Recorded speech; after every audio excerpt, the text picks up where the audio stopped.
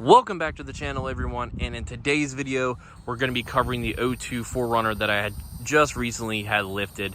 And I had planned to make this video, but I went ahead and just decided to make it for all the questions that I've been getting. And those two questions are, how well does this lift kit ride for the 3rd gen, and what do I need to lift the 3rd gen? So I'm going to answer those questions and not such a long video.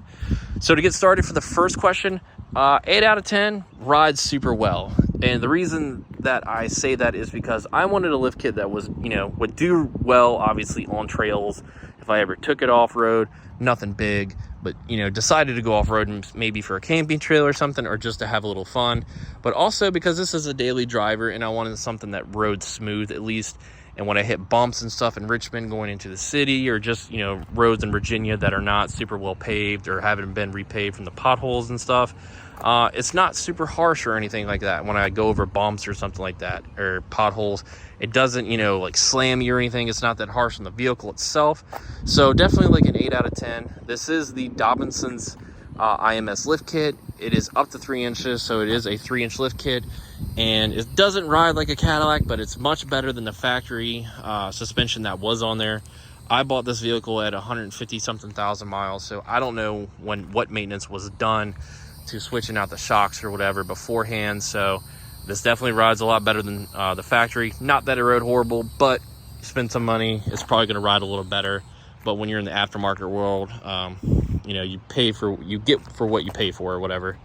Yeah, you spend the money and then you'll get something good, I guess. So this whole kit cost me $2,300, and there are a couple arguments here of stuff that isn't included, or people say to get or to not get. I went ahead and got everything anyways, so let's break down that list real quick. The Dobinson's IMS lift kit, I went ahead and got the heavier springs for the rear, just because I have that Baja rack already at the top, and if I wanted to pull a trailer, it won't sag the rear at all. And then if I decide to in the future add a full-size wheel and tire full-size spare, that I can put that up there and it won't sag the rear at all with any harm to it or anything like that. So what you need for this is the lift kit itself, obviously. These JBA upper control arms is what I went with. Most recommended for this vehicle, right around the $500-600 mark.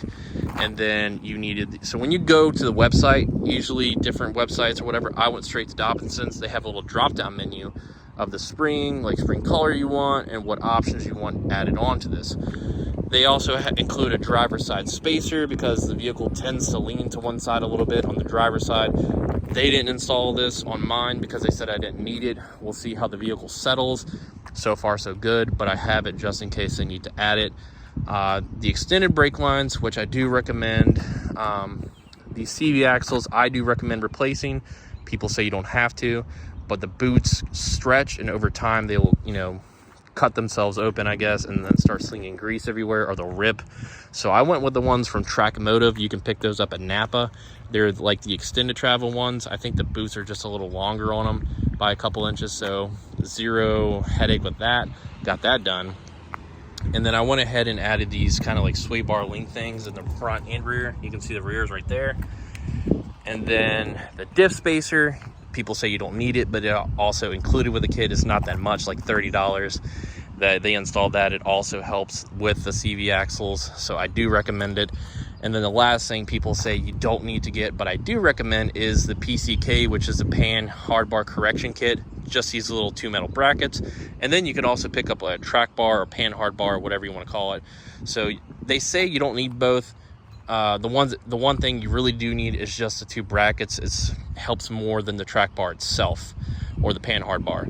So what they do is they weld them in, and then you can recenter the diff, so that way when you're going on the highway or over bumps or anything like that, the ass end of the vehicle doesn't sway. So I have an appointment next week to get that done, so we're just going to install both of them.